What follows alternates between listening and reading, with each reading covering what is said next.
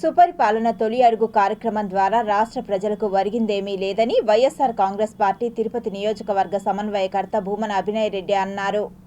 2014-19 Telugu Desam party ప్రభుత్వ హయాంలో scavengers colony కూలగొట్టేందుకు అప్పటి ముఖ్యమంత్రి నారా చంద్రబాబు నాయుడు, మున్సిపల్ శాఖ మంత్రి నారాయణ కృషి చేస్తే అడ్డుకొని స్కావెంజర్స్ కాలనీ వాసుల పక్షాన నిలబడిన ఘనత భూమన కరుణాకర్ రెడ్డికి దక్కిందని చంద్రబాబు నాయుడు మేనిఫెస్టో గుర్తిస్తూ రచ్చబండ కార్యక్రమంలో కాలనీ వాసులకు గుర్తు చేశారు.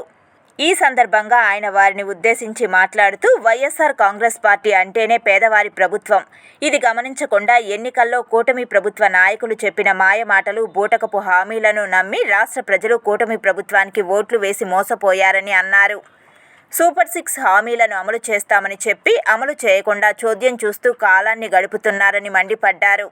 కులం, మతం, ప్రాంతం చూడకుండా అర్హులైన ప్రతి లబ్ధిదారుడికి జగన్ ప్రభుత్వ హయాంలో సంక్షేమ పథకాలు అందిస్తే నేడు కూటమి ప్రభుత్వ నాయకులు, టీడీపీ, జనసేన, బీజేపీ కార్యకర్తలకు మాత్రమే సంక్షేమ పథకాలు అందించేలా అధికారులకు దిశానిర్దేశం చేయడం బాధాకరమని, సాక్షాత్తు ముఖ్యమంత్రి నారా చంద్రబాబు నాయుడు వైఎస్ఆర్ కాంగ్రెస్ పార్టీ నాయకులకు ఎటువంటి పనులు చేయకూడదని చెప్పడం రాష్ట్ర ప్రజలను బాధించిందని అన్నారు.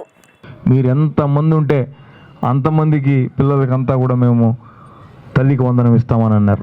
ఒక రకంగా అయితే మీరు ఎంతమందిని కంటే అంతమందిని కనండి, వాళ్ళందరి బాధ్యత ప్రభుత్వమే చూసుకుంటుందని కూడా చెప్పినారు.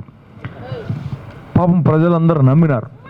అరే జగన్మోహన్ రెడ్డి కన్నా కూడా చంద్రబాబు గారు మంచిగా ఇస్తానంటున్నాడు కదా, ఎందుకు ఈసారి ఈ తడవ చంద్రబాబుని మనం నమ్ముదామని. చంద్రబాబుకు తెలుసు ఆయన ఇన్నేసి హామీలు ఇస్తే జనం నమ్మరేమో.